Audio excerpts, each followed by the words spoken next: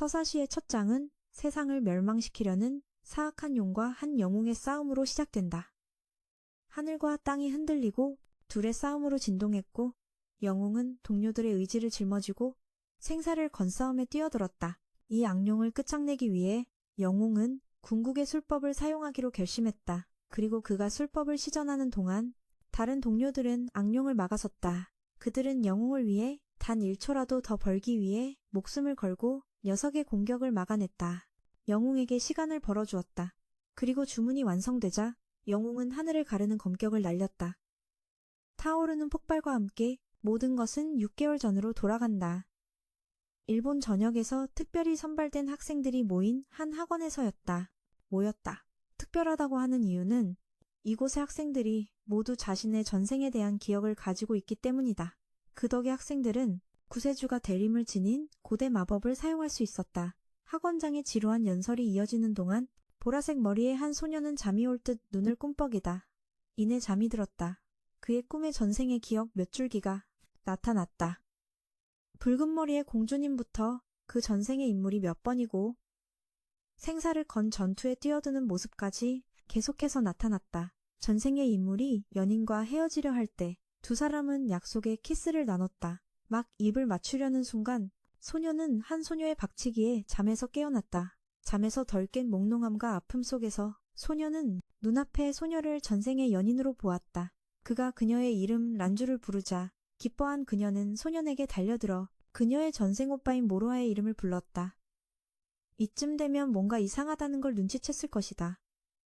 그렇다. 전생의 두 사람의 전생은 친남매였고 근친상간의 관계였다.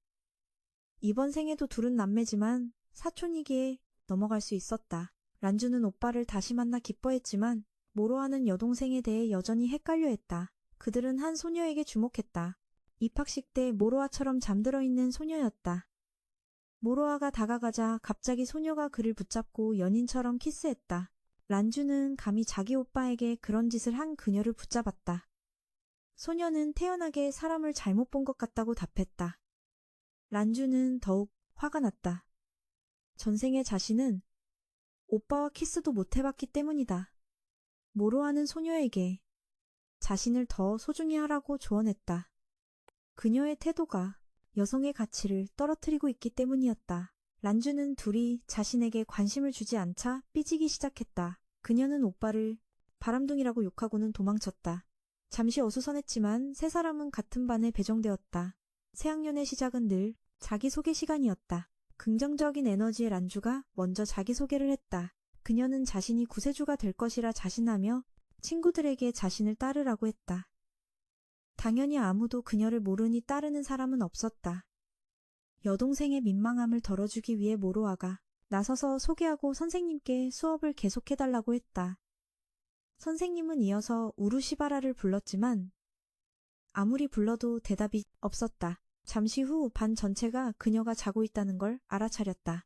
첫 수업이 끝나고 모두 다음 수업을 위해 옷을 갈아입으러 갔다. 란주는 전생처럼 오빠를 유혹하겠다고 다짐했다. 그녀는 모로아를 찾아 달려갔다. 그녀는 오빠와 방과 후에 데이트를 하고 싶어 했다. 하지만 모로아는 아르바이트를 찾을 계획이었다. 놀란 란주는 이 학원은 학생들의 아르바이트를 허용하지 않는다고 말했다. 둘은 결계를 통과했는데 우루시에 따르면 이곳은 학생들이 훈련하기 위한 별도의 공간이었다. 여기서 다쳐도 밖으로 나가면 상처가 남지 않았다. 세 사람은 반 학생들과 함께 훈련장에 모였다. 그곳에서 선생님은 구세주에는 두 종류가 있다고 설명했다. 첫 번째는 광수를 사용하는 자, 두 번째는 흑수를 사용하는 자다. 이어서 선생님은 모두에게 광수를 시전해 보였다. 선생님을 둘러싼 에너지는 광술의 에너지원인 프라나라고 설명했다. 이어서 선생님은 광수를 사용하기 위해서는 직감을 이용해 전생의 기억을 소환해야 한다고 설명했다. 그 후 다들 원숭이처럼 소리를 질러댔지만 아무도 해내지 못했다. 하지만 란주는 약간의 집중만으로 프라나를 소환해냈다. 그녀의 힘은 월등히 강해져서 여학생 한 명을 들어 올릴 수 있었다. 모로하도 해냈다. 반에는 노력하는 학생들이 많았지만 몇몇 생각 없는 멍청이들은 훈련하는 대신 괴물이 나타나 난동을 부리면 자신들이 나타나 영웅처럼 나타나길 바랐다. 듣기 거북했던 란주는 구세주의 얼굴에 먹칠한다며 그들을 훈계하러 갔다. 이 녀석도 만만치 않게 흑수를 사용할 수 있었다. 선생님의 허락을 받고 두 사람은 대련을 하기로 했다. 시합이 시작되자 란주는 몸에 지닌 카드로 검을 만들었고 상대는 도끼를 만들었다. 우루시에 따르면 그것은 군인 카드로 자신의 풀 하나를 주입하면 전생의 무기가 된다고 했다. 란주가 계속해서 공격을 퍼부었지만 상대는 단 한 방에 그녀의 검을 쳐냈다. 그녀가 검을 되찾으려 하자 그는 도끼를 휘둘러 그녀의 옷을 찢어버렸다. 모로아가 바로 다가와 그녀를 가려주었고 상대는 계속해서 조롱했다. 약하면 나대지 말라며 크게 웃었고 너무 굴욕적인 나머지 란주는 자리를 떠났다. 멈췄다. 모로아는 구세주라는 역할이 중요한지는 몰랐지만 여동생을 위로했다. 그러자 그녀는 오빠에게 자신이 살던 도시가 계속 괴물들의 공격을 받았다고 털어놓았다. 그 때문에 그녀는 여러 번 피난해야 했고 친구도 많지 않았다. 하지만 그녀는 외롭지 않았는데 언젠가 오빠를 다시 만날 날이 올 거라 믿었기 때문이다. 검사를 받고 자신이 구세주라는 걸 알게 된 후 모로아를 만나고 싶은 마음은 더욱 커졌고 마침내 그를 만날 수 있었다. 란주는 사실 구세주라는 역할은 중요하지 않다고 했다. 그녀는 그저 모로아에게 칭찬받고 싶어서 잘하는 모습을 보이고 싶었을 뿐이었다. 말할수록 란주는 눈물을 흘렸고 자신이 강하지 못해 조롱당했다고 했다. 란주는 너무 나약한 자신을 버려달라고 모로아에게 부탁했다. 감정이 고조되던 그때 우루시가 나타나 감정의 흐름을 끊었다. 란주는 화를 내며 그녀를 쫓아내려 했지만 우루시는 듣기는커녕 모로아를 자기 가슴에 안고는 이렇게 하면 여성의 가치가 떨어지냐고 물었다. 란주는 무시당하자 매우 짜증이 났다. 그녀는 오빠를 끌어당겼고 카페 안에서 소란을 일으키는 질투 싸움이 벌어졌다. 우루시는 계속해서 모로아의 머리를 자기 가슴에 끼고 있어 란주가 아무리 당겨도 빼낼 수 없었다. 겨우 빼내자 여동생은 오빠의 머리를 자신의 활주로에 문질렀다. 하지만 부드러움 대신 그는 큰 고통을 느꼈다. 깊은 상처였다. 란주는 오빠를 꼬집고는 카페를 뛰쳐나갔다. 모로아는 그녀를 보며 우루시에게 여동생이 슬픔을 잊고 더 많은 동기를 얻도록 도와줘서 고맙다고 했다.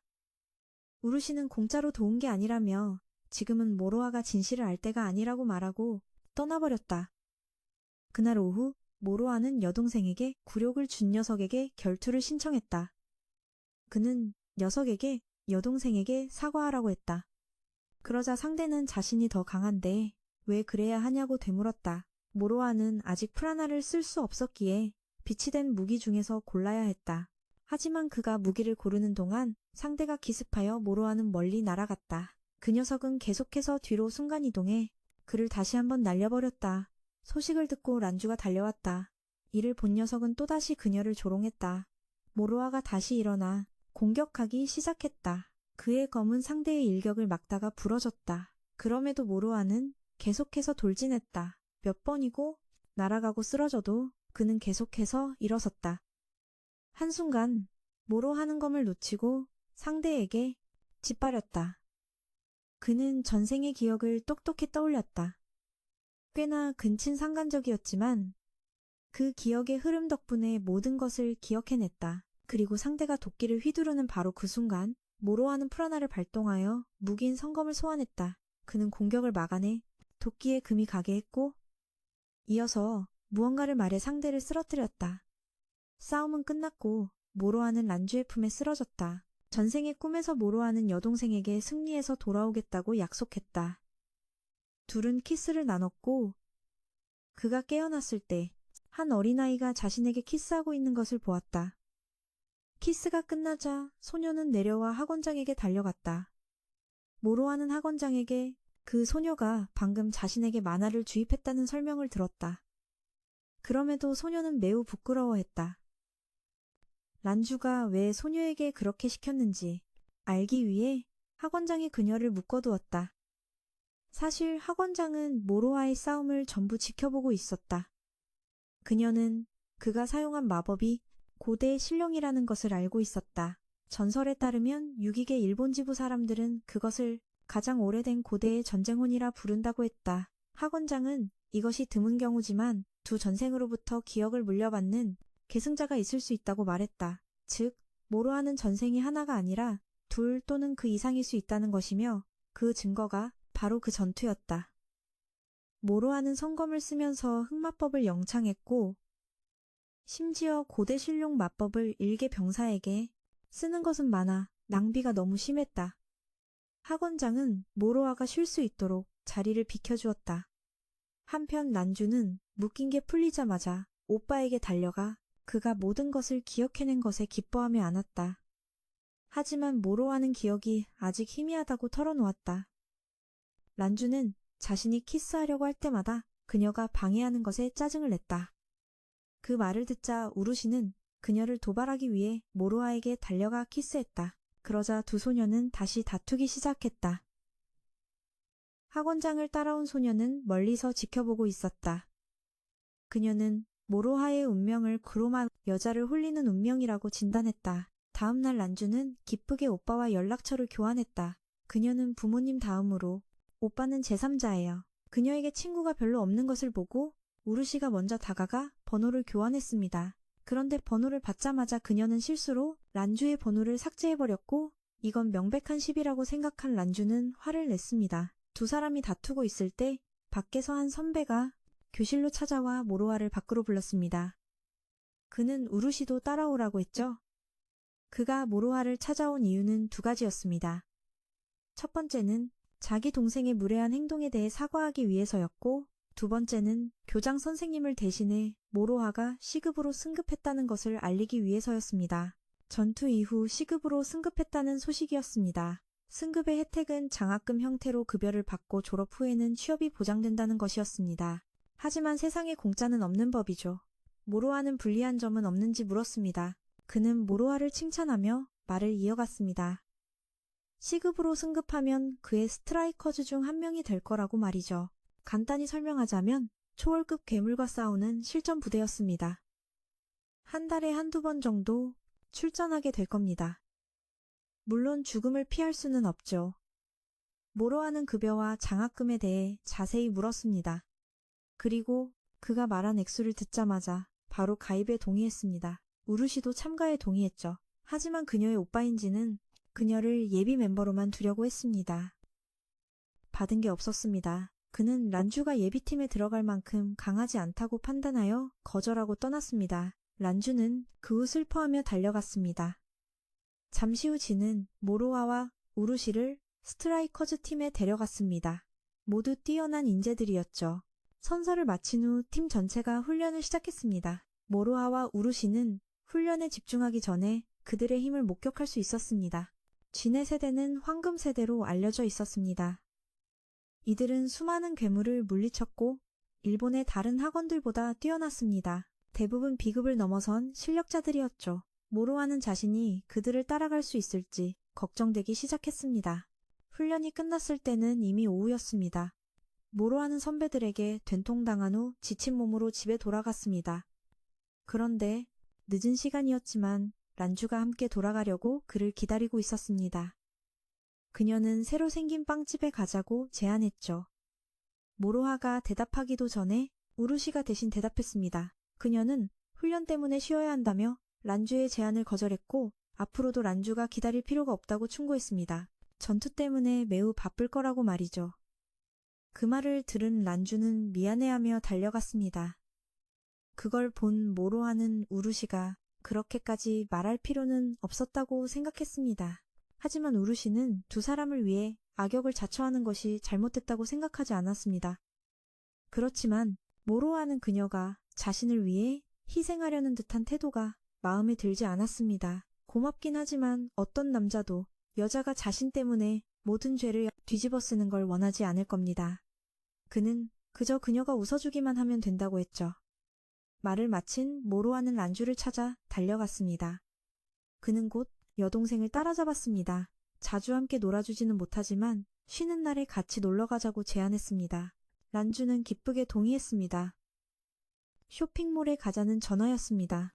란주의 목소리를 듣자마자 전화를 끊어버렸죠. 그럼에도 그녀는 약속 장소에 나타났습니다. 란주가 우루시를 부른 이유는 오빠의 시급 승급 기념 선물을 사고 싶었기 때문입니다. 그게 유일한 이유는 아니었죠. 이번 달 란주는 용돈이 많지 않아서 우루시와 돈을 모아 뭔가를 사고 싶었던 겁니다. 그 말을 듣고 우루시는 바로 떠나버렸습니다. 결국 란주의 간청에 못 이겨 동의하고 말았죠. 두 사람은 쇼핑몰을 돌아다녔지만 정오가 되도록 마음에 드는 선물을 찾지 못했습니다. 지친 두 사람은 공원에서 쉬었고 우루시가 배고프다고 하자 란주가 간식을 사러 갔습니다. 잠시 후 손에 크레이프 2개를 들고 돌아오던 란주는 함께 즐겁게 간식을 먹고 있는 두 아이를 보고 전생의 자신과 모로아도 저렇게 함께 간식을 먹곤 했던 것을 떠올렸습니다. 갑자기 먹구름이 몰려오더니 공원 호수에서 괴물이 나타났습니다. 사람들은 겁에 질려 도망쳤습니다. 괴물은 도망치지 못한 한 아이의 울음소리에 주목했습니다. 두려움에 손발이 떨렸지만 란주는 약한 동생으로 남고 싶지 않았습니다. 그녀는 변신해서 괴물을 공격하고 아이는 우루시에게 맡겼습니다. 아이를 안전한 곳으로 옮긴 우루시는 란주를 돕기 위해 돌아왔습니다. 두 사람은 학원에서 지원이 올 때까지 괴물을 막기로 했죠. 란주는 괴물을 쇼핑몰 안으로 유인해서 움직이지 못하게 만들려고 했습니다. 하지만 이 괴물은 머리가 하나가 아니었고 땅속에서 8개의 머리가 더 나타나 란주를 공격했습니다. 다행히 우루시가 그녀를 끌어당겼지만 그 때문에 우루시가 석화되어 버렸고 란주 혼자 남게 되었습니다. 한편 소위 황금세대라 불리던 진해팀은 그 괴물이 머리 9 달린 뱀이라는 소식을 듣고 사시나무 떨듯 떨며 아무도 감히 나설 생각을 못했습니다. 진 역시 우루시와 란주에게 지원군을 보낼 수 없었죠. 그 말을 들은 모로아는 어릴 적 부모님이 괴물의 공격으로 돌아가셨을 때 아무것도 하지 못했던 것을 떠올렸습니다. 하지만 지금은 달랐죠. 그는 힘을 손에 넣었으니 두려워할 이유가 없었습니다. 괴물이 더러운 혀로 두 소녀를 삼키려 하던 순간 어두운 하늘에서 모로아라는 이름의 빛이 내려와 뱀의 머리 하나를 베어버렸습니다. 그는 이어서 다른 머리도 베어버렸고 계속해서 베어나갔습니다. 머리만 남은 우루시가 모로아를 향해 크게 외쳤습니다. 그는 지지 않을 거라고, 그 안에 또 다른 힘이 있으니 망설이지 말고 사용하라고 말이죠. 그러자 모로아의 심장이 강하게 뛰었고 두 번째 전생의 기억이 그의 마음속으로 밀려 들어왔습니다. 그 후 그는 에이사 용지 내장 불량의 흑마법 주문을 외웠습니다. 너무 길어서 모로아는 괴물의 공격을 피하면서 외워야 했죠. 괴물이 그를 삼키려 했지만 그 머리는 바로 폭발해버렸습니다. 그 후 모로아의 손에 있던 검이 검게 변했고 그는 검을 휘둘러 하늘을 가르고 괴물을 물리쳤습니다. 교장 선생님이 도착했을 때는 괴물의 살점이 비처럼 쏟아져 내리고 있었습니다. 란주에 물러서지 않는 용기 덕분에 그녀는 스트라이커즈의 예비팀에 들어갈 수 있게 되었습니다. 그녀는 그 사실에 매우 기뻐했죠. 제가 보기엔 이 팀이 정말 쓸모가 있을지 모르겠지만 자본주의 사회에서 돈만 준다면 뭐든 하는 거겠죠? 모로아는 우루시에게 전생에 우리가 무슨 사이였냐고 물었습니다. 하지만 그녀는 아직 때가 아니라고 말했습니다. 그 후 세 사람이 머리 9 달린 뱀을 물리쳤다는 소식이 발표되었습니다. 우루시는 회사로 돌아가 오빠를 만났습니다. 그는 그녀를 칭찬하며 그녀가 고대 신룡의 친구라는 것도 알고 있었습니다. 우루시는 부정하며 모로하와는 그냥 아는 사이라고 말했습니다. 오빠와 대화를 마친 후 우루시는 모로하와 란주와 함께 식사를 하러 갔습니다. 두 사람 모두 교장 선생님이 이 소식을 발표했을 거라고는 예상하지 못했죠. 우루시는 교장 선생님이 학원의 힘을 세상에 알리고 싶었던 것 같다고 추측했습니다. 그 괴물은 드래곤급 위험도에 속하며 6도급 실력자만이 쓰러뜨릴 수 있기 때문입니다. 간단히 설명하자면 6도급은 백기사 기관의 고위급을 말합니다. 이 기관은 나 혼자만 레벨업의 헌터 길드와 비슷합니다. 6도급은 S급으로 간주되며 현재 전 세계에 S급은 단 6명뿐입니다. 대화하던 중 세 사람은 한 옷을 잘 차려입은 금발의 남자를 주목했습니다. 그는 들어오자마자 여직원에게 추파를 던졌죠. 란주가 여직원을 구해주려 하자 그 남자에게 도리어 화를 돋우게 되었습니다.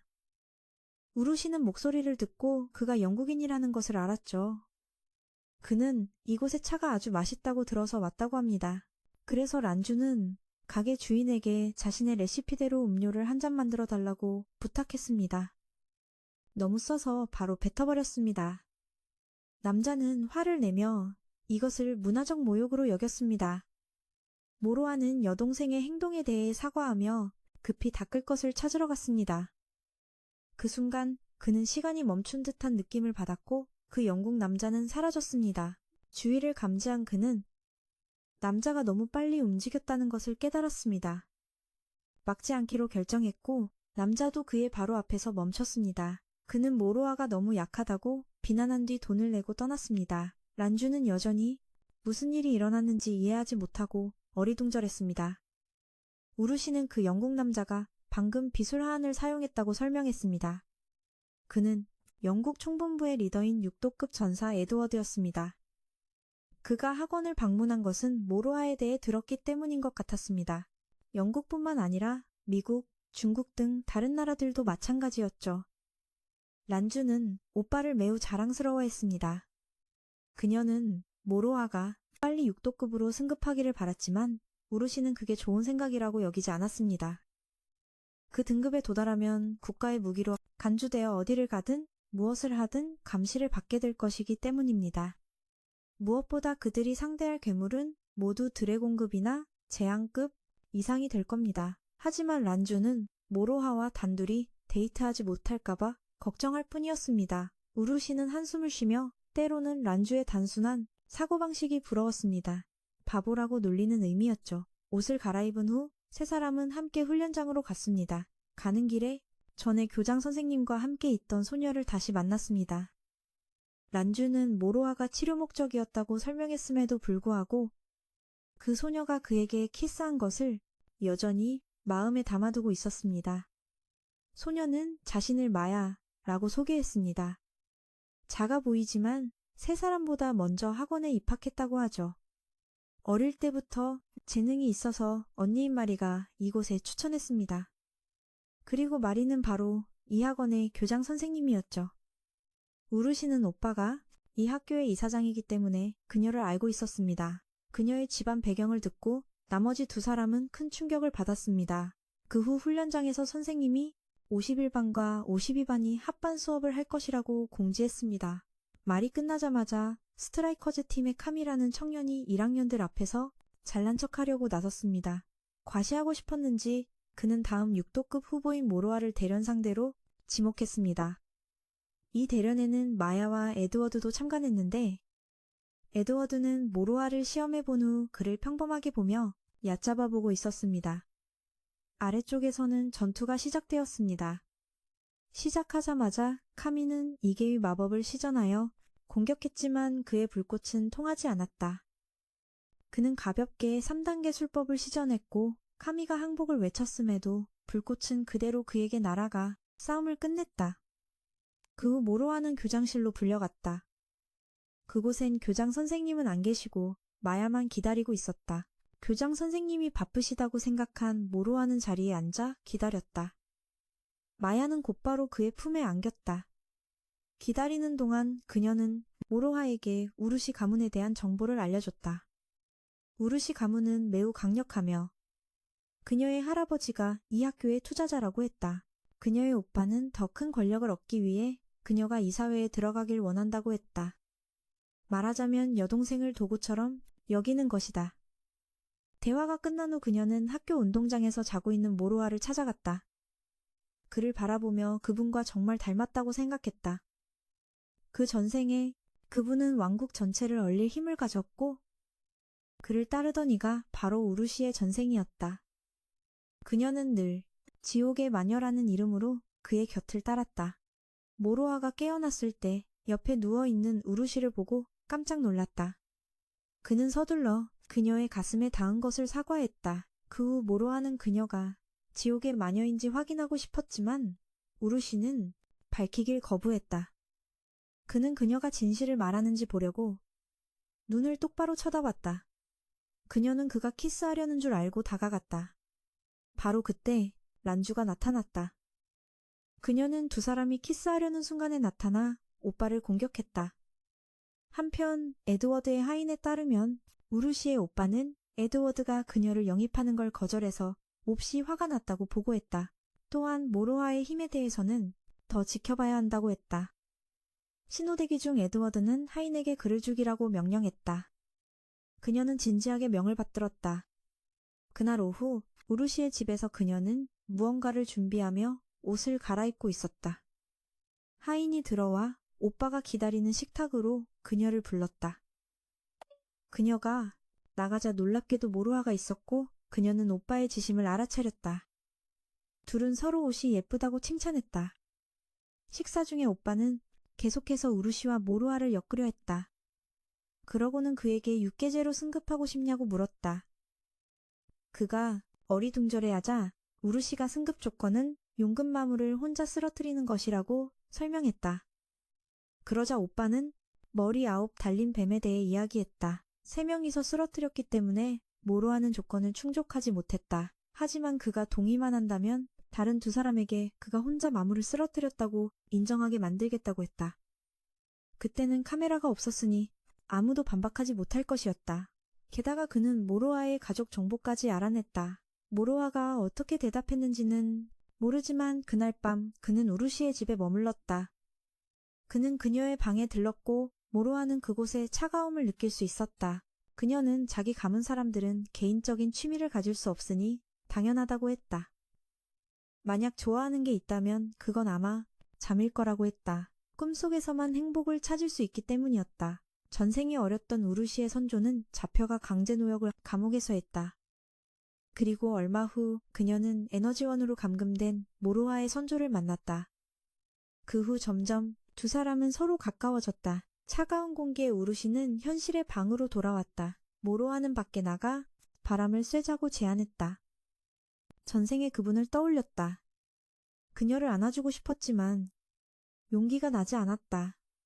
돌아갈 시간이 되자 집사가 모로아를 데려다 주었다. 거울을 통해 그는 누군가 미행하는 것을 발견했다. 무고한 사람을 끌어들이고 싶지 않았던 모로아는 근처 공원에 세워달라고 부탁했다. 떠나기 전 집사는 우루시의 오빠가 보낸 선물을 전해주는 것을 잊지 않았다. 전부 최고급 소고기라 모로아는 매우 흥분했다. 공원으로 들어간 그는 진지하게 미행자를 불렀다. 아무 말 없이 그자는 무기를 소환해 공격해왔다. 모로아는 급히 피하다가 실수로 음식을 전부 망가뜨렸다. 새끼 식사를 날린 것에 분노한 그는 무기를 소환해 맞섰다. 무기들이 몇 차례 부딪히는 소리가 울렸다. 암살자와 부딪히는 동안 모로아는 우연히 상대가 여자라는 것을 엄청난 가슴에 다 알게 되었다. 그녀는 분노하며 그를 죽이겠다고 했다. 그 후 그녀는 무기를 2개의 단검으로 부러뜨려 모로아에게 2번 내리쳤다. 반격을 펼쳤고 암살자는 부상을 입고 옷이 찢긴 채 도망쳤다. 모로아는 여전히 놀라 쫓아가지 않았다. 그리고 예상대로 암살자를 고용한 것은 에드워드였다. 그는 자신의 하인을 이용해 모로아를 다시 시험했고 그 결과 이번에도 그는 모로아의 실력을 인정하지 않았다. 그 후 에드워드는 우루시의 오빠에게 전화해 모로아를 육계제로 협회에 추천하지 않겠다고 통보했고 그는 매우 분개했다. 며칠 후 어느 날 모로아가 하교하고 돌아왔다. 방 안에는 마야가 그를 맞이하기 위해 기다리고 있었다. 그녀는 앞으로 모로아와 룸메이트가 될 거라고 즐겁게 자랑했다. 심지어 침대에 누워하고 싶은 대로 하라고 했다. 감옥에 가고 싶지 않았던 모로아는 마야에게 나가달라고 했지만 그녀는 이것이 교장 선생님의 결정이라고 해서 더는 아무 말도 하지 못했다. 그날 밤 둘은 함께 잤고 모로아는 마음속으로 경찰이 들이닥쳐 자기를 체포하지는 않을까 걱정했다. 에드워드에게 씁쓸하게 거절당한 우루시의 오빠는 우루시를 다른 목적으로 이용했다. 그는 그녀를 영국 본부로 유학 보내기로 했다. 그녀가 거절했지만 그는 가문을 위해서라는 핑계를 대며 그녀를 억지로 보내려 했다. 우울한 마음으로 등교한 우루시는 이 일을 어떻게 마주해야 할지 몰랐다. 그녀는 모로아와 란주를 다시 만났을 때야 기분이 나아졌다. 우루시를 보자마자 란주는 모로아가 마야와 같은 방을 쓴다고 고자질했다. 그 말을 듣고 우루시는 그에게 무슨 일이냐고 물었다. 넷은 함께 점심을 먹었다. 란주는 어린아이와 점심 도시락을 비교하는 등 매우 유치하게 굴었다. 다른 아이들은 패스트푸드를 먹는데 란주는 정성껏 준비해왔다. 그녀는 전생의 모로아가 자기에게 밥을 먹여줬던 일을 꺼내기까지 했다. 어쩔 수 없이 그는 여동생이 삐치지 않게 해줬다. 오후 수업이 끝나고 넷은 작별 인사를 했다. 우루시는 세 사람을 슬픈 눈으로 바라봤다. 집에 돌아온 그녀는 란주에 대한 질투심을 털어놓았다. 그녀는 모로하를 오빠라고 부를 수 있고 그의 사랑을 듬뿍 받기 때문이었다. 그녀는 그것을 간절히 원했다. 우루시는 주저앉아 울음을 터뜨렸다. 다음 날 란주가 허둥지둥 모로하를 찾아왔다. 방과 후에 그녀는 교장 선생님을 찾아가 여동생 자격으로 그와 같은 방을 쓰게 해달라고 요청했다고 자랑했다. 하지만 결과는 거절이었다. 이번엔 란주가 모로하가 마야와 바람을 피운다고 몰아세웠다. 말을 마친 그녀는 우루시의 책상으로 고개를 돌리며 오늘 왜 학교에 안 왔는지 궁금해했다. 그때 마야가 서둘러 모로하를 찾아왔다. 그날 오후 우루시의 집에서 그녀는 유학 가는 것을 받아들이고 에드워드와 저녁 식사를 하고 있었다. 갑자기 교장 선생님의 전화가 걸려와 우루시가 받았는데 그건 모로하가 건 전화였다. 그녀는 사실을 말하지 않고 감기에 걸렸다고만 했다. 모로하는 그게 사실이 아니란 걸 잘 알고 있었다. 그는 그녀가 말하지 않으면 집으로 쳐들어갈 거라고 했다. 결국 우루시는 영국으로 유학을 간다고 털어놓았다. 조금 놀랐지만 그것이 그녀의 결정이라면 모로하는 지지하겠다고 했다. 둘은 한동안 침묵했다. 모로하가 입을 열어 그게 정말로 그녀가 원하는 것이냐고 물었다. 가고 싶지 않다고 말만 하면 그가 구해주겠다고 했다. 우루시는 노예의 낙인이 찍혔던 전생을 떠올리며 울음을 터뜨렸다. 그녀의 운명은 가문에 갇혀 있었다. 그 말을 들은 모로하는 분노가 치밀어 올랐다. 전생의 고통을 현생의 사람이 짊어질 수는 없다고 했다. 모로하의 단호한 목소리를 듣고 우루시는 전생이나 현생이나 그가 변하지 않았다는 생각에 마음속으로 조금 기뻤다. 그녀는 괜찮을 거라고 그를 안심시키고 전화를 끊었다. 식사 자리로 돌아가자 오빠가 에드워드와 이야기를 나누는 동안 모로하가 대담하게 창문을 부수고 들어와 우루시를 찾았다. 에드워드는 그가 불법 주거 침입을 하고 있다고 말했지만 여기까지 온 마당에 그가 그런 걸 두려워할 리가. 그는 에드워드에게 거만하게 굴지 말라며 그렇지 않으면 그 성격 때문에 나락으로 떨어질 거라고 말했다. 이어서 모로하는 자신이 머리 9 달린 뱀을 죽였고 육계제로 승급할 자격이 충분하다고 선언했다. 우루시가 그를 말렸다. 그렇게 하면 자유를 잃게 될 거라고 했지만 그는 상관하지 않았다. 그녀가 자유를 얻을 수 있다면 무엇이든 할 것이기 때문이었다. 행복에 눈물이 우루시의 뺨을 타고 흘렀다. 모로하는 그녀에게 속마음을 말하라고 그렇지 않으면 도울 수 없다고 조언했다. 마침내 그녀는 유학 가고 싶지 않고 모로하를 떠나고 싶지 않다고 말했다. 전생부터 현생 그리고 영원히 그녀의 소원을 들어주기 위해 모로하는 그녀에게 손을 내밀어 함께 도망쳤다. 우루시는 그의 품에 안겨 오랫동안 그녀를 올가매던 족쇄를 부쉈다. 모로하는 즉시 우루시를 안고 도망쳤다.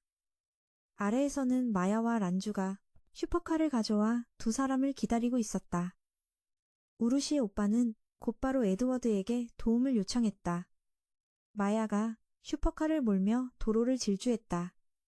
숲속에서 쇠사슬이 튀어나와 공격했고 차는 중심을 잃었다. 당황한 모로하는 술법을 사용해 도로에 달라붙는 쇠사슬을 만들어 차를 고정시켰고 차는 회전했다. 차는 잠시 자유롭게 돌다가 멈췄다. 에드워드의 하녀가 다시 나타났다. 프라나를 감지한 모로하는 그녀가 그날의 암살자임을 알아차렸다. 에드워드가 바로 뒤따라 나타났다. 그는 하녀에게 란주 일행과 싸우게 하고 자신은 모로하의 힘을 다시 한번 시험하고 싶어 했다. 세 사람은 군인 카드를 사용해 전투 장비를 갖췄다. 모로하는 에드워드를 근처 강으로 끌고 갔다. 싸우기 편하게 하기 위해서였다. 그의 무기는 장검이었다. 모로하가 먼저 속공으로 접근했다. 에드워드는 가볍게 맨손으로 검을 맞고 모로하를 찌른 뒤 둘은 강위에서 추격을 계속했다. 모로하는 달리면서 에드워드를 향해 마법을 쐈다. 이상하게도 그의 마법 공격이 닿자마자 모두 사라져 버렸다. 그의 설명에 따르면 그것은 그가 이전에 사용했던 기술이었다. 플라나를 한 점에 집중시켜 무기 없이 공격을 막을 수 있었던 것이다. 또한 그것으로 시간을 멈추거나 몇 초간 불사가 될 수도 있었다. 에드워드는 너무 예측하기 어려웠기에 모로아는 화염 마법으로 공격하기로 했지만 주문을 외우는 동안 에드워드가 시간을 멈추고 그에게 접근해 찔렀고 그는 3미터나 나라가 반대편 숲에 처박혔다. 오빠처럼 란주가 먼저 전투를 시작했다. 하지만 그녀는 모로아처럼 승부욕만 강할 뿐 힘은 그렇지 못했다. 그 여자는 손쉽게 란주를 날려버렸다. 우르시가 그녀가 란주를 계속 공격하기 전에 제때 구해주었다. 마야는 모로아를 찾으러 숲으로 달려갔다. 그가 날아가는 것을 보고 그녀는 모로아가 전력을 다할 수 있도록 학원에 있던 것과 같은 결계를 펼쳤다. 이제 그는 안심할 수 있었다. 모로아가 계속 주문을 외우자 에드워드가 달려들었고 모로아는 주문을 외우며 그의 뒤로 순간이동해서 그의 검을 부러뜨리는 일격을 날렸다. 모로아는 끝내려 했지만 에드워드는 두 번째 카드를 사용해 갑옷을 소환했다. 전투는 새로운 국면으로 접어들었고 둘은 산 정상으로 올라가 싸웠다. 그들의 충돌은 많은 처우의 진동을 일으켜 란주가 싸움을 멈추고 지켜보게 만들었다. 에드워드는 자신의 무적 갑옷을 자랑스러워했다. 모로아는 지지 않고 자신을 가속해 연속으로 베어 가면의 절반을 부쉈다. 그럼에도 모로아는 아직 그를 압도하지는 못했고 더 확실한 방법을 찾아야 했다. 모로아의 마음속에 우르시라는 이름이 떠올랐다. 그의 전생은 그가 지나간 수천 개의 나라를 멸망시키고 수십만 명을 죽였지만 그것은 그가 구한 사람 수에 비하면 적은 숫자였고 그 중에는 우르시의 전생도 있었다. 그녀는 그를 따르고 곁에 있으며 한평생을 모로하에게 바쳤다. 그 기억들과 함께 모로하는 하늘로 날아올라 제8계층 빙결마법을 시전했다. 그의 목소리가 온 하늘에 울려 퍼졌다. 에드워드는 더 이상 싸우지 않고 자신의 죽음을 흥분하며 맞이했다. 아주 오랜만에 이런 감각을 느끼게 해준 사람이 나타났다. 모로하가 주문을 멈추자 금술이 완성되었고 얼음용 한 마리가 에드워드에게 돌진해 그와 산 전체를 얼려버렸다. 전투 후 돌아왔을 때는 이미 늦은 밤이었다. 란주는 모로하가 에드워드를 죽이지 않고 얼리기만 한 것에 놀랐다. 그를 죽이는 건 너무 쉬우니 기회가 되면 박살낼 방법을 찾을 거라고 했다. 이야기를 나누던 중 에드워드가 다시 찾아왔다. 그는 모로아의 힘을 인정하고 우르시의 유학을 취소했다. 그가 항상 궁금했던 것은 카페에서 왜 자신의 공격을 피하지 않았냐는 것이었다. 모로아는 그때 그를 상대로 보지 않았다고 말했다. 지옥의 마녀도 서로에 대해 전부 기억해냈다. 모로아가 에드워드를 쓰러뜨린 지 한 달 후 여름이 왔고 학원생들은 방학에 들어갔다. 제이는 학원의 작은 군도에서 여름 캠프가 열릴 것이라며 모두에게 그곳으로 갈 준비를 하라고 했다. 듣고 있던 모로아는 갑자기 토키코 선배에게 엉덩이를 잡히고 훈련 후에 수영복을 사러 가자는 제안을 받았다. 제이는 모두를 조용히 시키고 해산시켰다. 모로아가 유기그로 승급했다는 소식을 듣자 오빠의 태도가 180도 바뀌어 그녀를 모로아와 엮어주기 시작했다. 한편 당사자인 모로아는 토키코 선배와의 약속대로 옷가게에 갔다. 안으로 들어서자 여기서 옷을 고르고 있는 또 다른 선배인 모모를 보았다. 그녀가 망설이는 것을 보고 그가 대신 골라주자 그녀는 얼굴을 붉히며 도망쳤지만 모로아가 가속을 사용해 쫓아가 설득했다. 둘은 옥신각신하다가 모로아가 그녀를 탈의실로 데려갔다. 즐거운 쇼핑이 되기를 바란다고 말한 뒤 준비가 끝나자 팀원 모두가 운동장에 모였고 마리 교장이 전이 마법으로 그들을 순식간에 이동시켰다. 얼마 지나지 않아 그들은 해변에 도착했다. 모두 재빨리 옷을 갈아입고 해수욕을 즐겼다. 이 장면은 매우 화끈하니 제가 대신 봐드리겠습니다. 훈련 중에 모로아는 에드워드에게서 전화를 받았다. 그는 다른 나라들의 모로아를 유기구로 추천하는 상황을 알려주었다. 대부분은 찬성했지만 러시아만이 반대하고 있었다. 마야는 그 말을 듣고 두려워했는데 러시아에는 아주 무서운 S급이 있기 때문이었다. 그 후 모두는 훈련을 계속했다. 마야는 언니에게 수박 깨기를 하는 등 자신이 노는 모습을 계속 보냈다. 담력 시험도 했다. 특히 란주와 모로아가 밤에 단둘이 있을 때를 보냈다. 그녀는 오빠에게 개인 훈련을 받아 더 빨리 강해지고 싶어 했다. 그녀는 전생처럼 모로아의 발목을 잡고 싶지 않았던 것이다. 그는 동생에게 너무 서두르지 말라고 조언했고 그녀는 오빠에게 안겼다. 옛 기억이 조금 떠올랐다. 모로아는 전생에 자신이 항상 전쟁에만 몰두하고 란주를 뒤에 남겨뒀다는 것을 기억해냈다. 그가 그렇게 한 이유는 여동생이 싸우는 것을 원치 않아서였지. 그녀가 약해서가 아니었다. 그녀의 타고난 재능은 매우 강했다. 만약 그녀가 전장에 나가야 한다면 그는 견딜 수 없었을 것이다. 그래서 그는 여동생이 천천히 성장하기를 바랐다. 란주는 오빠의 말을 따르면서도 다음 훈련부터는 모로아와 짝을 이룰 수 있기를 바랐다. 그는 그녀가 자신을 따라올 수 있다면 동의했다. 다음 날 마리 교장은 일본 지부이사인 안도를 만났다. 둘은 런던에 볼 일이 있어 갈 준비를 하고 있었다. 또한 마리는 부재 중일 때 전국의 전사들이 도쿄로 소집되는 것에 대해 궁금해했다. 그는 사실이라고 확인해 주었지만 모로아의 팀은 소집되지 않을 것이라고 했다. 여름 캠프팀은 훈련 후 즐겁게 고기를 굽고 있었다. 그들은 유익 평의회가 여전히 모로아의 승급을 반대하고 있어 승인받지 못할 것 같다는 이야기를 했다. 그럼에도 제이는 모두에게 훈련에 집중하라고 말했다. 사람들을 보호하기 위해 강해져야 한다고 했다. 밤이 되자 모로하와 란주는 단둘이 훈련했다. 훈련 중에 그녀는 바다에서 무언가를 느꼈지만 잘못 느꼈다고 생각해서 의심을 무시했다. 시간이 흘러 여름 훈련이 끝나기 이틀 전 밤이 되자 팀원 모두가 함께 불꽃놀이를 하며 즐겁게 놀았다. 모두들 매우 신나했다. 마야는 불꽃놀이를 보며 처음으로 전생의 기억을 떠올렸을 때를 생각했다. 불꽃놀이 싸움 때문에 끊겼다. 그는 란주에게 엉덩이를 직격으로 맞았고 다음으로 노려진 엉덩이는 토키코에게 눌린 모로아의 것이었다. 모두들 그렇게 불꽃놀이 싸움을 계속했고 카미는 모로아에게 불꽃을 더 가져오라고 시켰다. 그가 가지러 갔을 때 막 옷을 갈아입고 나오던 우루시와 우연히 마주쳤다. 그녀는 오빠가 억지로 입혀서 시간이 좀 걸렸다고 했다. 상황이 꽤 어색해서 모로아가 자리를 피하려 하자 우루시가 그의 손을 잡았다. 겨우 둘만의 시간을 갖게 되었으니 그녀는 이 유카타 안에는 아무것도 입지 않았다고 말하며 모로아에게 신호를 보냈다. 어이가 없어진 그는 산책이나 가자고 했다. 둘은 앉아서 바다를 바라보았다.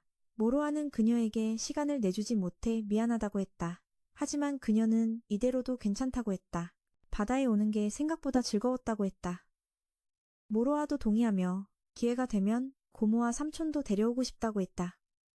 그 두 분이 돌아가신 부모님을 대신해 그를 돌봐주셨기 때문이다. 그 말을 듣자 우루시는 그의 가족을 만나보고 싶어 했다. 그리고 그녀는 그에게 기대와 함께 불꽃을 바라보았다.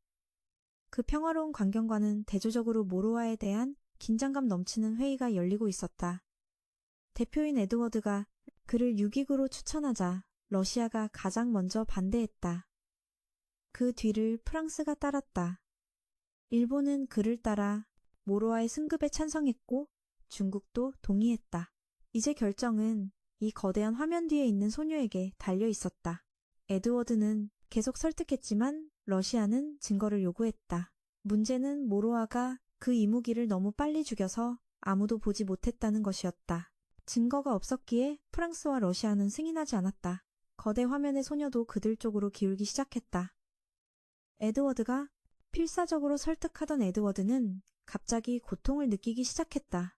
그는 용급 괴물이 막 나타났다는 것을 감지했다. 그 직후 공지가 울렸다. 바다 한가운데에 괴물이 나타났다. 위성에 따르면 크기가 300m에 달했다. 현재 일본 해역에서 남쪽으로 이동 중이며 모로아 일행의 섬을 지나갈 예정이었다. 그것이 육지에 닿기만 하면 재앙이 일어날 것이 분명했다. 제이는 괴물을 물리치는 대신 후퇴하라는 명령을 받았다. 그들의 유익 2명인 안도와 교장이 현재 일본에 없으니 목숨을 걸 이유가 없었다. 원하지는 않았지만 제이는 팀 전체의 안전을 보장해야 했기에 명령을 받아들였다. 그들은 섬 주민들과 함께 대피할 것이었다. 평의회에서 러시아는 이 일을 이용해 모로아가 유익으로 승급할 자격이 있음을 증명하게 했다. 에드워드는 이것이 매우 터무니없다고 생각했다. 그 괴물은 유익 2명이 있어야 이길 가능성이 있었기 때문이다. 하지만 그녀는 신경 쓰지 않았다. 러시아는 안도에게 머물며 모로아를 지원하지 못하게 했다. 에드워드도 속수무책이었다. 이제 모로아가 해내기를 바랄 뿐이었다.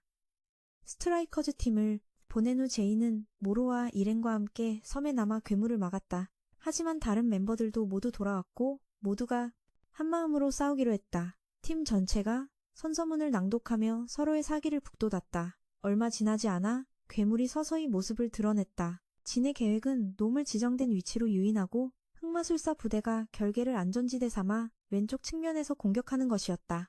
그동안 나머지 부대는 흑마술사 부대를 지원하고 방어한다. 모모는 각 부대 간의 정보 교환 역할을 맡는다. 일단 괴물이 제압되면 단독 공격을 시작한다.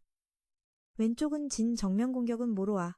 계획에 따라 모두 지정된 위치로 갔지만 괴물은 땅에 닿자마자 움직임을 멈췄다. 이런 상황에서 카미가 포격으로 놈의 주의를 끌었고 그 후 놈을 진지 안으로 끌어들였다.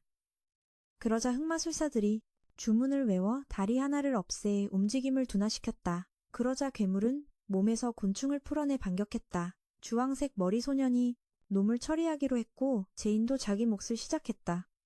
그는 쉽게 놈의 다리 하나를 더 잘라냈다.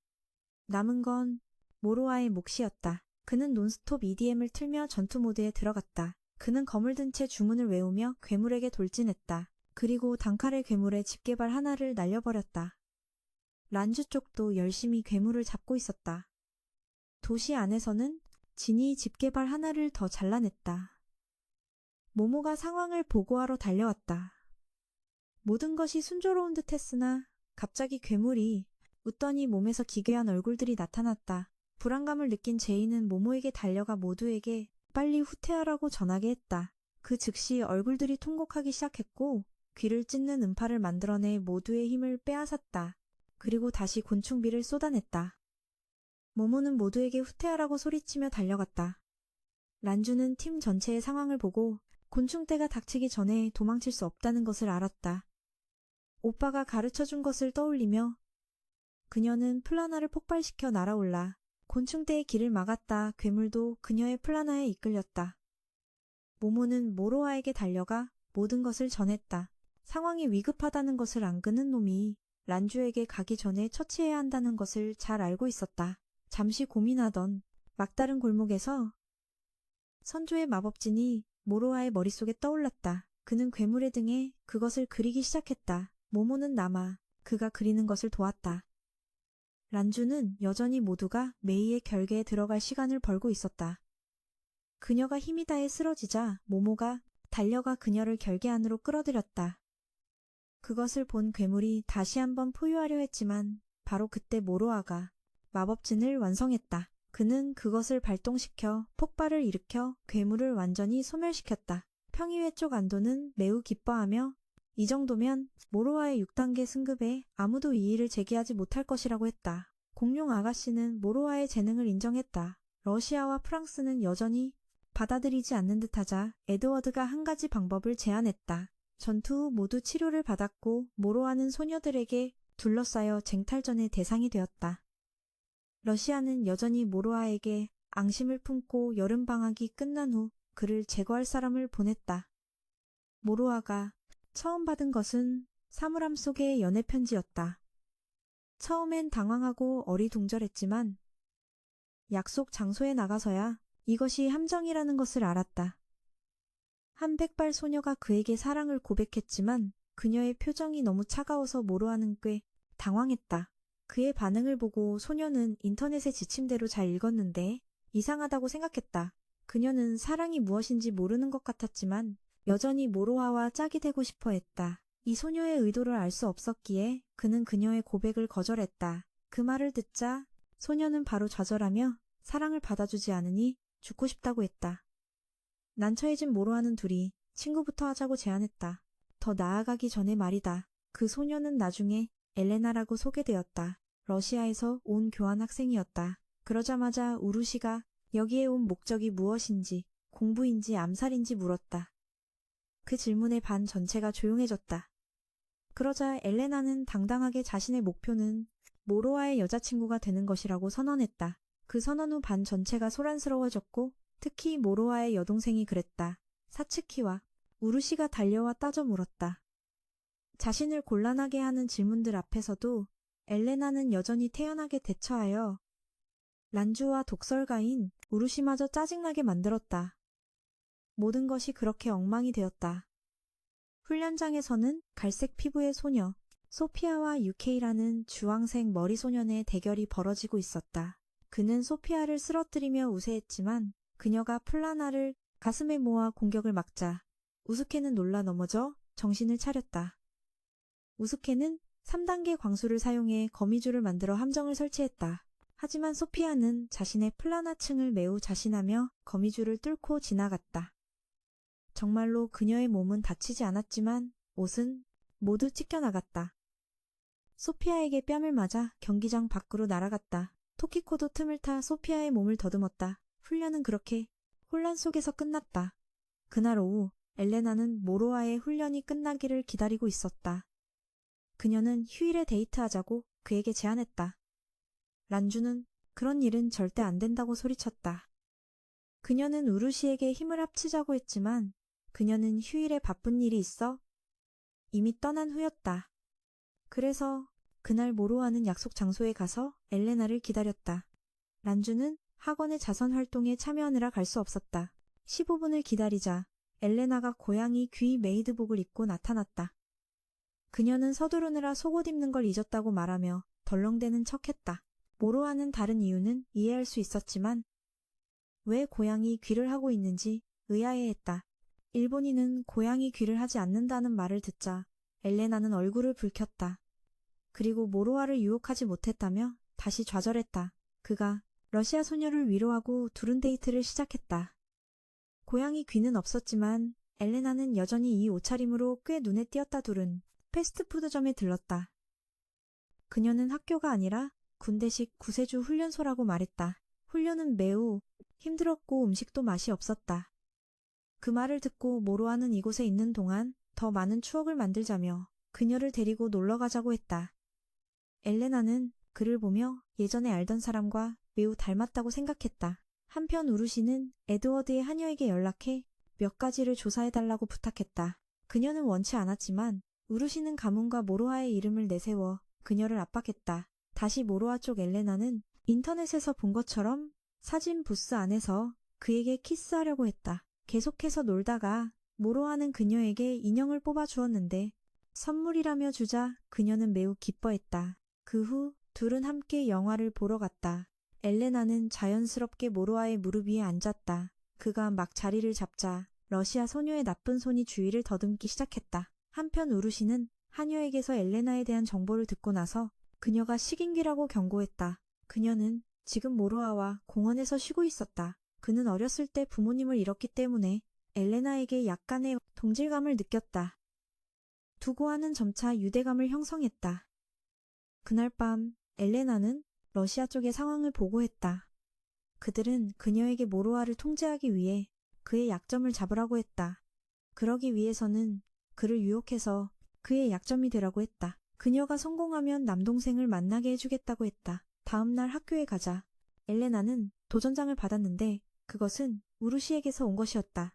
그녀는 러시아의 비장의 카드라는 사람과 싸워 얼마나 강한지 보고 싶었다. 말이 끝나자마자 그녀는 변신하여 엘레나에게 계속해서 얼음 마법을 날렸다. 러시아 소녀는 비범한 몸놀림으로 속도를 높여 공격을 피했다. 얼음 공격에 맞았지만 엘레나는 여전히 빠져나와 계속 피했다. 그녀가 우루시에게 접근했을 때 갑자기 얼음용이 나타나 길을 막았다. 우루시는 계속 공격했고 엘레나는 점차 밀리며 힘이 빠졌다. 막다른 길에 몰려 다른 방법이 없자 엘레나는 무기를 사용하기로 결정했다. 그녀는 우루시의 공격을 흡수하는 마검을 소환했다.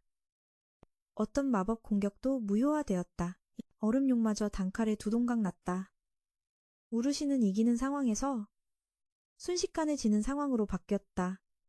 엘레나는 우루시에게 오늘 일어난 일에 대해 입을 다물고 자신과 모로아의 일에 끼어들지 말라고 경고했다. 엘레나는 경고의 의미로 우루시의 다리를 베었고 다음번엔 얼굴에 흉터를 남길 것이라고 했다. 하지만 우루시는 물러서지 않고 엘레나에게 도전했다. 러시아 소녀는 이 단호함에 흔들렸다. 그녀는 선생님이 오자 자리를 떴다. 얼음 같던 소녀의 마음속에 무언가 변화가 시작되고 있었다. 다음 날 우르시가 다쳤다는 소문이 돌았지만 무슨 일이 있었는지는 아무도 몰랐다. 모로하는 엘레나도 결석한 것을 보고 의심하기 시작했다. 수업이 끝나고 모로하는 우르시를 찾아갔다. 그녀는 무슨 일이 있었는지 말하지 않고 식인귀에 대해 아느냐는 질문으로 시작했다.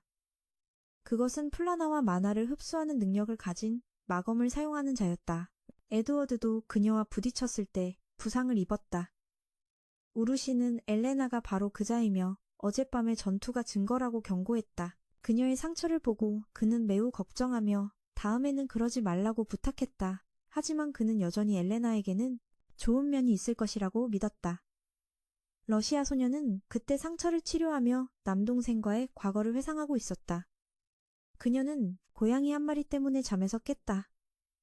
그것은 그녀에게 임무를 빨리 완수하라고 그렇지 않으면 조직에서 동생의 안전을 보장할 수 없다고 상기시켰다. 밖에서 소리가 나자 엘레나는 고양이를 데리고 뒷문으로 나갔다. 모로하와 란주는 소식을 듣고 그녀를 문병하러 왔다.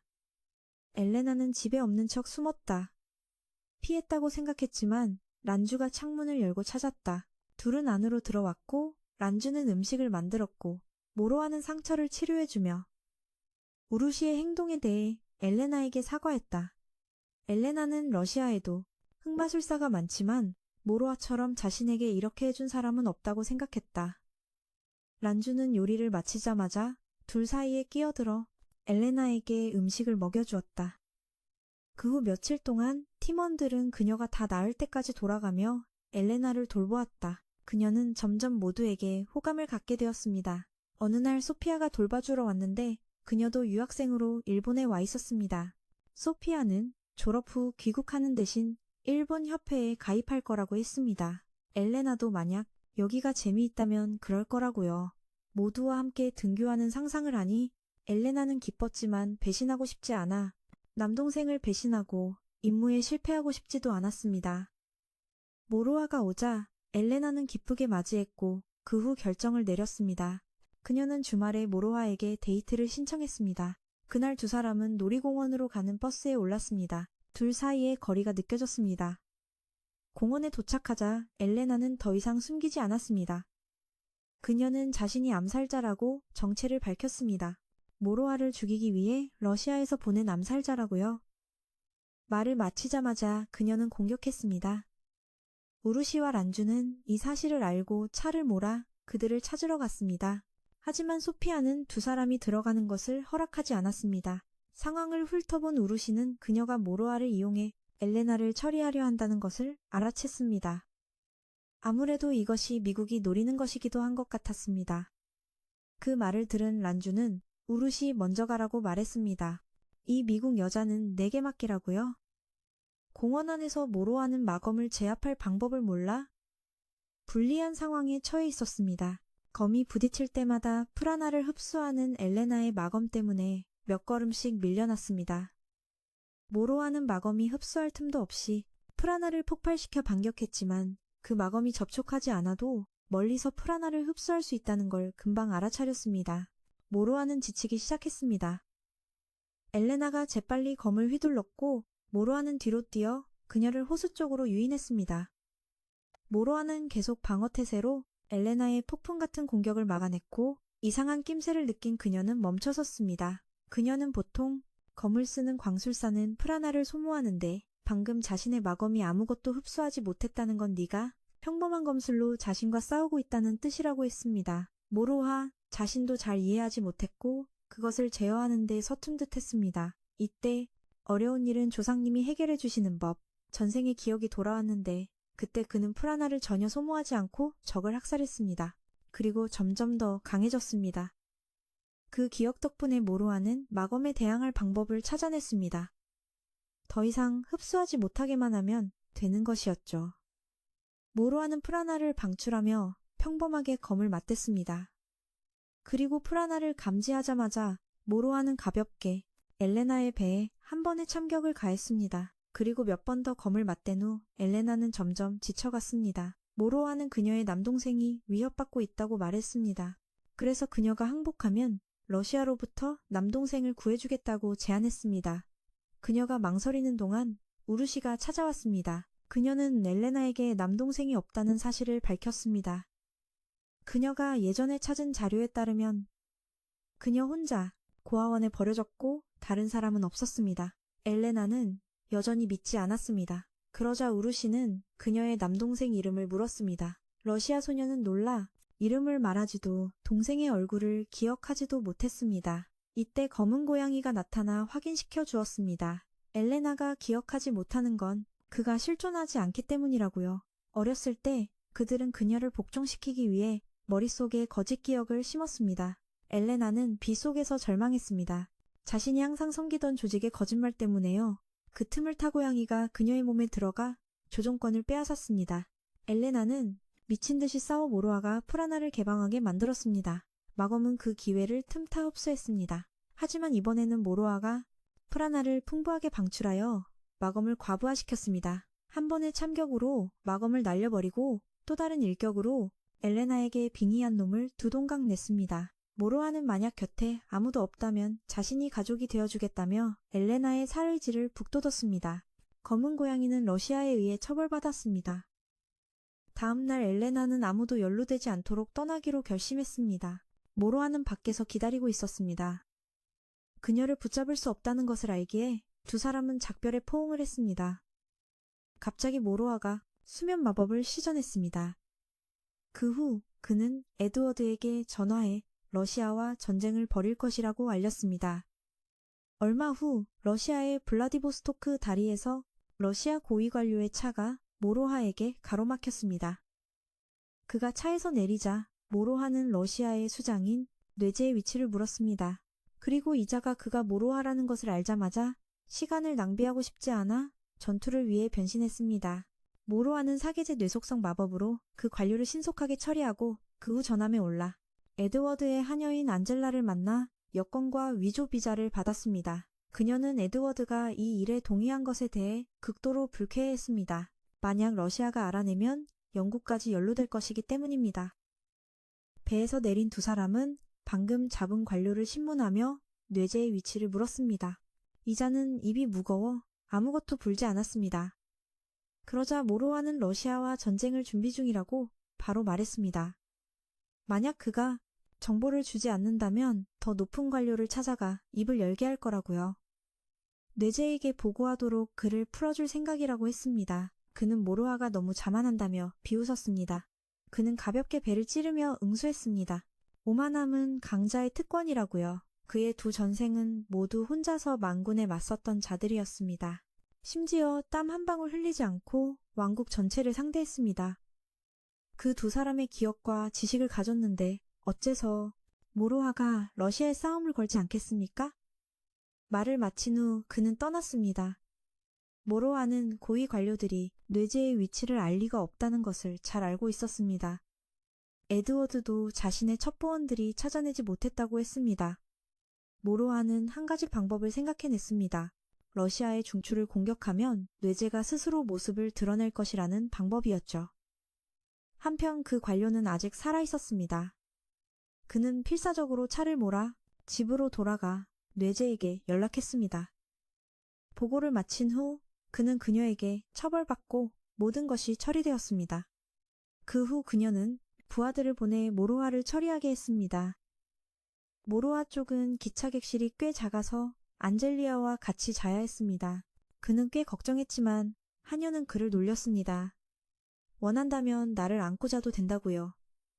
그러자 모로아는 걱정을 멈추고 그녀의 품으로 뛰어들었습니다. 안젤리아는 화를 내며 그를 밀쳐냈습니다. 이 선을 넘으면 죽여버리겠다고 경고했죠.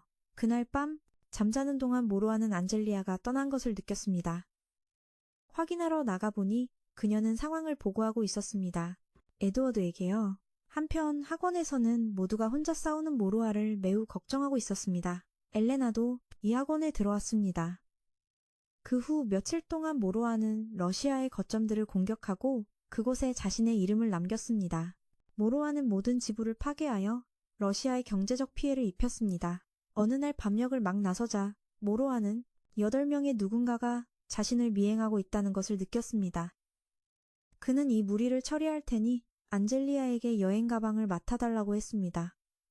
모로아는 모두를 싸우기 편하게 근처 숲으로 끌어들였습니다. 가장 먼저 모습을 드러낸 사람은 한 지역의 구청장인 키라였습니다. 그는 모로하와 싸우는 대신 일본으로 돌아가라고 제안했습니다.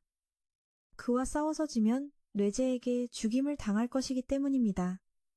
하지만 다른 사람들은 키라에게 불평하지 말고 뇌제의 명령에 따라 싸우라고 했습니다. 어쩔 수 없이 키라는 창을 이용해 하늘로 솟구쳤습니다. 바로 그때 한 쌍둥이가 나타나 모로아를 공격했습니다. 둘은 싸우면서 모로아에게 살해당한 엘레나의 복수를 하겠다고 말했습니다. 그는 그 말을 듣고 뇌제 할머니가 자신을 모함하고 있다는 것을 알았습니다. 싸우는 도중 불꽃 기습 공격이 있었습니다. 모로아는 쌍둥이를 밀천에 다치지 않게 하고 혼자서 불길을 받아냈습니다. 열기가 식기도 전에 안개가 나타났습니다. 이것은 모로아를 약화시키는 독가스였습니다. 그 직후 가면을 쓴 자가 나타났습니다. 하지만 모로아는 그를 유인하기 위해 일부러 그런 척한 것이었습니다. 그리고 그를 쓰러뜨렸습니다. 아까부터 하늘을 날던 키라가 창을 던져 공격하기 시작했습니다. 모로아는 그를 무시하고 자신을 기습한 자를 찾았습니다. 그들을 찾아내자 모로아는 높이 날아올라 키라를 숨어있던 두 사람에게 부딪히게 했습니다. 이제 한 명만 남았고 그는 금방 찾아냈습니다. 모로아는 상처를 입히고 싶지 않아 소녀의 이마에 꿀밤을 먹이고 떠났습니다. 그는 쌍둥이까지 쓰러뜨려 7명을 모두 처리했습니다. 8번째 자는 안젤리아와 마주쳤는데 이 자는 뇌제가 원격으로 마법을 시전할 수 있는 거울만 가지고 있었습니다. 블루투스 마법 같은 거였죠? 그걸 깨닫자마자 모로아는 안젤리아를 밀쳐내 혼자서 뇌룡의 공격을 전부 받았습니다. 모로아가 감전되어 새까맣게 타버릴 뻔했을 때 안젤리아가 거울을 파괴해 블루투스 공격을 끊었습니다. 암살자도 도망쳤습니다. 안젤리아는 서둘러 부상당한 모로아를 근처 민가로 데려가 치료했습니다. 일반적인 치료는 매우 어려워서 효과를 높이기 위해 옷을 전부 벗었습니다. 한편 모로아는 꿈속에서 자신이 사랑하는 두 사람인 란주와 우르시가 용에게 살해당하는 것을 보고 겁에 질려 잠에서 깼습니다. 눈을 떴을 때 그가 처음 본 것은 천장이 아니라 안젤리아의 큰 가슴이었습니다. 그는 깜짝 놀랐고 안젤리아도 잠에서 깨 겁에 질렸습니다. 그 후 그녀는 이것이 치료 방법이라고 재빨리 설명했습니다. 그때 밖에서 어제 모로아가 살려준 소녀가 찾아왔습니다. 그녀는 자신을 일본계 러시아인인 호나라고 소개했습니다. 이제 막 18세가 되었지만 그녀는 한 지역의 구청장이었습니다. 그녀와 부하들은 오랫동안 두 사람을 지켜봐왔고 모로아가 아무도 죽이지 않는다는 것을 깨달았습니다. 증거로 그는 자신과 쌍둥이를 살려주었습니다. 그 자비로움을 보고 호나는 자신이 사람을 제대로 골랐다는 것을 알았습니다. 그녀는 그에게 율리라는 친구가 뇌제에게서 벗어날 수 있도록 도와달라고 했습니다. 목적지 없는 기차 안에서 호나는 대부분의 러시아의 전사, 즉 구세주는 보통 가족이 없어서 부당한 대우를 받아도 불평할 사람이 없다고 했습니다. 뇌제는 고아들을 모아 서로 싸우게 하여 강한 개체를 선별했습니다. 엘레나나 그녀의 친구 율리도 마찬가지였습니다. 그런 자들이었고 혼다는 이 열차가 뇌제에게로 직행한다고 말했죠. 그 후 안젤라는 밖으로 나가보고 했습니다. 에드워드에게 말이죠. 종착역에 도착하자 모로아는 혼다가 그들에게 붙잡혀 신문당한 것처럼 연기해서 그녀가 공범으로 여겨지지 않도록 했어요. 뇌제에게 가는 길에 모로아는 안젤라에게 떠나라고 권했죠. 그녀가 다치면 에드워드에게 할 말이 없을 테니까요. 그리고 보고를 마치고 도망쳤던 거울의 암살자는 실패했다는 이유로 뇌제에게 살해당했죠. 그녀는 이미 모로아를 감지했기에 밖으로 나왔습니다. 모로아를 감지했던 겁니다. 그는 이때 약 100km 떨어진 곳에서 그녀와 마주보고 서 있었죠. 서로 얼굴을 보자마자 뇌제는 즉시 자신의 병사들을 소환했습니다. 뇌제를 향해 돌진하며 길을 막는 건 뭐든지 베어버렸습니다. 한창 신나게 베고 있는데 뇌제는 전술을 바꿔 부하들을 내보내 모로아와 싸우게 했죠. 이들 중 대부분은 싸우고 싶어 하지 않는 눈치였고 뒤에 서 있던 미친놈 하나가 다른 애들을 부추겨서 덤비게 만들었다가 도리어 뇌제의 군대에게 공격당했습니다. 이제 모로아가 이들을 구할 차례였죠. 그리고 유리라는 소녀도 나타나 중력 마법으로 모로아를 제압했습니다. 그 미친놈이 바로 공을 가로채려고 달려들었지만 안젤라에게 나가떨어졌습니다. 혼다도 지원하러 왔죠. 전이 마법으로 보낸 것이었죠. 마지막으로 엘레나가 나타났습니다. 그녀는 세뇌당한 아이들에게 뇌제의 거짓말을 폭로하며 설득했습니다. 그리고 엘레나는 그들을 족쇄에서 풀어주었죠. 그 후 분대가 결성되었고 모두 함께 싸우며 뇌제를 향해 진격했습니다. 이 싸움에서 이길 거라 생각했지만 한 노랫소리가 전장을 침묵시켰죠. 바로 뇌제가 노래를 흥얼거리고 있었죠. 그녀의 선율과 함께 거대한 번개의 전사가 만들어졌고 모두가 경악하며 입을 떡 벌렸습니다. 하지만 그렇다고 주춤하지는 않았죠. 모로아는 혼다, 우르시바라와 힘을 합쳐 3중 공격을 펼쳤습니다. 물론 그 정도로는 어림도 없었죠. 전사는 반격 한 방으로 산 하나를 날려버렸습니다. 모두가 거의 절망에 빠졌을 때 녀석이 다음 공격을 하려 했습니다. 하지만 이럴 땐 조상님 찬스가 있죠. 선조가 다시 나타나 모로하에게 그것과 맞설 13개 위의 술법을 알려주었습니다. 그 후 모로하는 물의 주문을 외우기 시작했죠. 주문이 끝나자 그는 땅에 손을 집자주의로 물이 넘쳐나기 시작했습니다. 그 후 모로아가 쳐다보는 것만으로 소용돌이가 나타나 거대한 전사를 휘감아 완전히 파괴했습니다. 온 전장이 이제 거울처럼 보였죠. 뇌제가 패배하자 뇌제의 호위병들은 즉시 도망쳤습니다. 그들은 죽음보다 모로아를 더 무서워했죠. 그리고 그는 뇌제와 마주했습니다. 그녀는 이제 무력하게 목숨을 구걸했죠. 죽음을 두려워하면서 실패한 자는 처형한다니. 그가 말해도 그녀는 이해하지 못할 테니 말하지 않는 게 나았죠. 모로아는 그 후 모두에게 돌아갔습니다. 승전 보는 교장 선생님이 전했습니다. 이때 가장 기뻐한 사람은 마야였죠. 하지만 모로아가 돌아오려면 하루 더 걸린다는 말을 듣자 매우 슬퍼했습니다. 교장 선생님은 그녀를 안아 위로해 주었고 모로아는 힘을 남용한 죄로 안젤라에게 혼나고 있었습니다. 러시아의 한 지역을 소멸시켰고 그가 만든 호수는 그의 이름을 따서 명명되었죠. 뜨거운 온천 목욕 장면 후 제가 여러분을 대신해서 본 아주 화끈한 장면 다음 우르시바라와 모로하는 둘만의 시간을 가졌습니다. 그는 그녀에게 자신의 여정과 그녀와 여동생이 사악한 용에게 목숨을 빼앗기는 꿈에 대해 이야기했죠. 그는 그것이 악몽이라기보다는 예지몽 같다고 느꼈습니다. 그리고 안도가 일본에서 에드워드와 대화할 때 그것이 예지몽임이 드러났죠. 그가 갑자기 발작을 일으켰는데 이것은 용급 이단자가 다시 나타났다는 증상이었습니다. 한편 모로하와 마야 일행은 그가 돌아올 날을 고대하고 있었습니다. 하지만 전이 마법진에서 한 명씩 나오는데 그의 모습은 보이지 않았습니다. 물어보니 그는 그 용급 이단자를 처리하기 위해 러시아에 남았다고 합니다. 마야는 그 말을 듣고 눈물을 펑펑 쏟았죠. 그날 오후 란조는 마야가 혼자 숨어있는 곳으로 찾아갔습니다. 자신 또한 전쟁터에서 오빠를 기다리는 여동생이기에 마야의 마음을 잘 이해했습니다. 란조는 모로아가 돌아올 때까지 곁에 있어주겠다고 약속했습니다. 한편 안젤라는 에드워드에게서 통보를 받았죠. 모로아가 용급 이단자를 쓰러뜨렸지만 안도의 상태는 호전되지 않고 오히려 더 고통스러워졌다는 것이었죠. 그는 불길한 예감이 든다며 안젤라에게 조심하라고 일러두었습니다. 예감이 든다고요? 그날 밤 스트라이커즈 부대원들은 소식을 듣고 차례로 마야를 찾아왔습니다. 그들은 함께 파자마 파티를 열었습니다. 베개 싸움 같은 재밌는 놀이도 했죠. 물론 오만한 성격 탓에 란조가 가장 많이 표적이 되었습니다. 다들 즐겁게 놀다가 함께 잠이 들었습니다. 마야도 덜 외로워졌죠.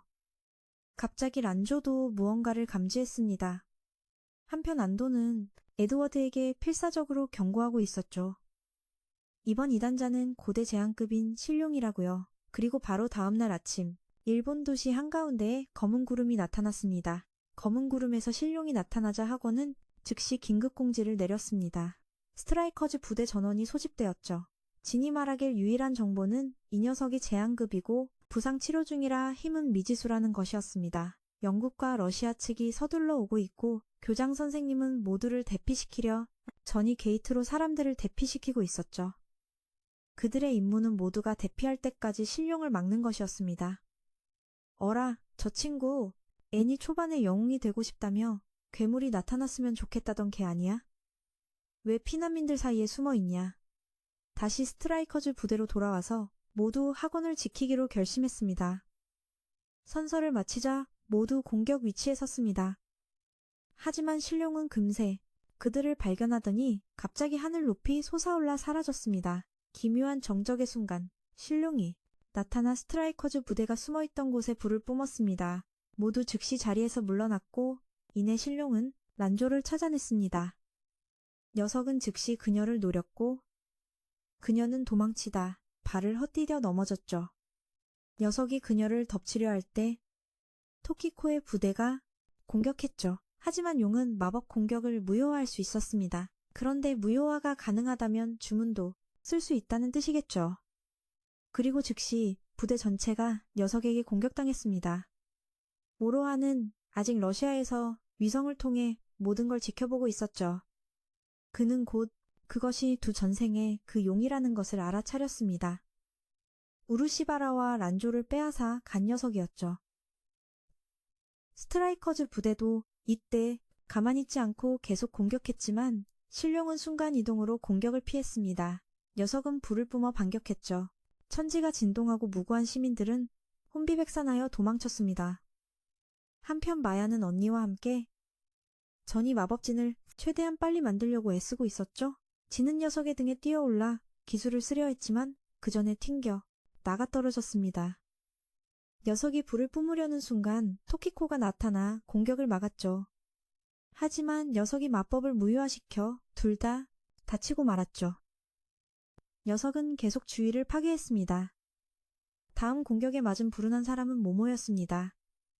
용의 파괴는 마야가 있는 곳까지 이르렀습니다. 소녀 쪽으로 집이 무너져 내리자 마리는 여동생을 구하기 위해 전이 마법을 중단해야 했죠. 그녀는 부상을 입어 남은 부분을 마야에게 맡겼습니다. 마리는 마야에게 프라나를 더 전해주고 기절했습니다. 소녀는 언니의 모자를 쓰고 계속해서 마법을 시전했죠. 한편 란조와 엘레나는 신룡을 피해 그녀에게 왔습니다. 신룡의 파괴를 막기 위해서였죠. 둘은 녀석을 유인하려고 달려갔습니다. 하지만 신룡은 방향을 틀어 마야를 노렸죠.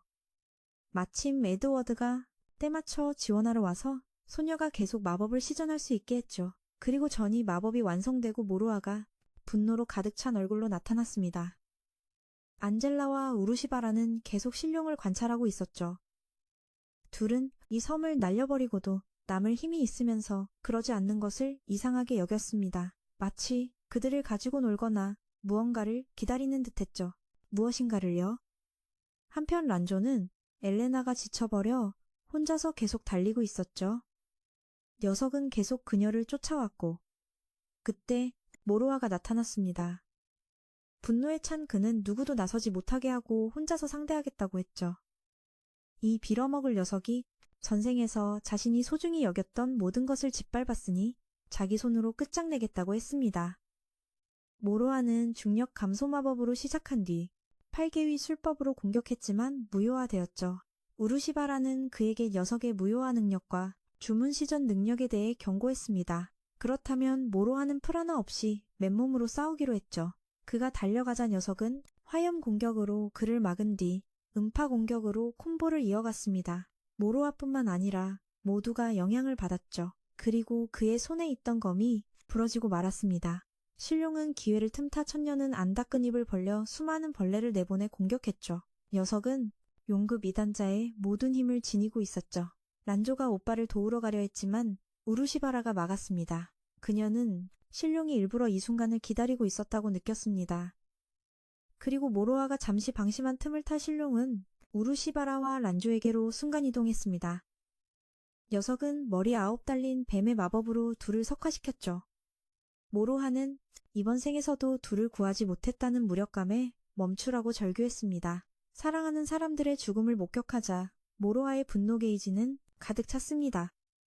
그는 광술에서 흑마술로 전환하여 싸웠죠. 그가 검을 집어들자 검도 원래대로 돌아왔습니다.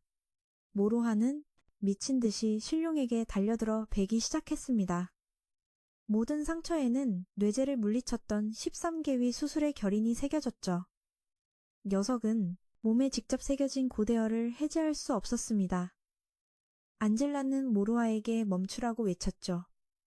계속해서 술법을 중첩시키면 그랬다간 섬이 통째로 날아갔을 텐데, 하지만 넌 듣지 않았지. 지금 모로아는 피에 굶주린 짐승처럼 미쳐 날뛰고 있어.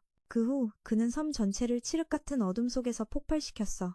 그 속에서 란주는 빛나고 있었고 어떤 목소리가 들려왔지. 그녀에게 일어나라고 불렀어. 모로아가 괴로워하는데 넌 여기서 누워만 있냐면서 그 목소리는 기억해내라고 했지. 우루시 쪽에도 비슷한 목소리가 그녀가 너무 약하다고 비난했어. 그녀에게 기억해내라고 했어. 모로아는 항상 혼자 싸웠고 넌 집에서 기다리기만 했지만 그건 모로아가 그렇게 하라고 했기 때문이라고. 그러자 목소리는 그 말도 맞지만 넌 그저 어리광이나 부리며 기다리는 겁쟁이일 뿐이라고 했어. 예전에는 항상 원하지 않았냐면서 오빠와 함께 싸우고 싶다고 말이야. 그녀 앞에 나타나 어서 일어나라고 불렀어. 우루시에게는 그 목소리가 그녀가 이름도 희망도 없던 노예였을 때를 떠올리게 했지. 그 족쇄를 풀어주고 새로운 삶을 준 사람이 모로아라고. 이제 우루시가 그의 족쇄를 풀어줄 차례라고 했어. 아내는 남편 곁에 있어야 하잖아. 그리고 두 사람은 잠에서 깨어났지. 시간은 모로아가 막 자폭 마법을 시전하려던 때로 돌아갔어. 란주와 우루시의 선조가 그를 진정시켰지. 두 후손 역시 석화에서 풀려났어. 그들은 나타나 모로아의 손을 잡았지. 전생에도 현생에도 영원히 함께하겠다고 맹세했어. 그리고 모로아는 자신의 몸 안에서 빛과 어둠의 마법을 하나로 융합시켰어. 모로아의 변화를 본 모두는 다시 싸울 의지를 되찾고 다 함께 모로아를 지원하기 위해 달려들었어. 그는 두 소녀와 함께 강력한 마법을 시전했지. 세 사람을 방해하는 몬스터는 모두가 처리해줬어. 모두가 반격하고 신룡이 해제하려 하자. 해결하려는데 안젤리아가 눈을 노리고 칼을 던졌다. 음파로 공격하려 하자 형인 에드워드가 나타나. 그리고 마법이 완성되자 세 가지 힘이 모여 빛의 검을 만들어냈어. 세 사람은 함께 그 검을 잡고 신룡에게 휘둘렀어. 그 일격은 어두운 하늘을 비추는 빛의 폭발을 일으켰지. 그리고 정신을 차렸을 땐 신룡이 죽어 있었어.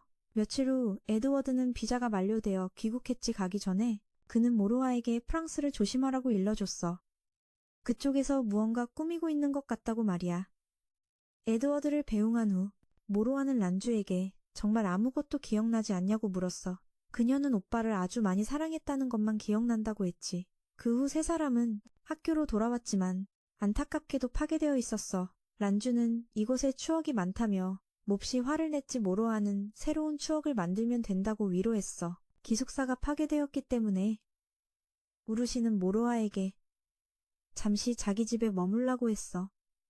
란주도 지지 않고 따라가겠다고 했고 세 사람은 그곳으로 향했어. 가는 길에 모로아는 우루시에게 자신이 미쳐 날뛰고 있을 때 선조의 기억이 떠올라 우루시의 선조를 만났다고 말했어. 하지만 그녀는 그 말을 하지 말고 둘만의 비밀로 하자고 했지. 두 사람이 키스하려 하자 란주가 달려와 막는 바람에 모로아가 비탈길로 굴러떨어졌어. 한참 후에야 세 사람은 겨우 우루시의 집에 도착했지. 하지만 안타깝게도 그곳 역시 파괴되어 있었어. 하지만 모두가 이미 그곳에서 기다리고 있었지. 그들은 함께 승리를 축하하는 파티를 열었어. 아무래도 마야가 모로아를 가장 그리워했던 것 같아. 이 애니메이션은 여기서 끝입니다. 안녕.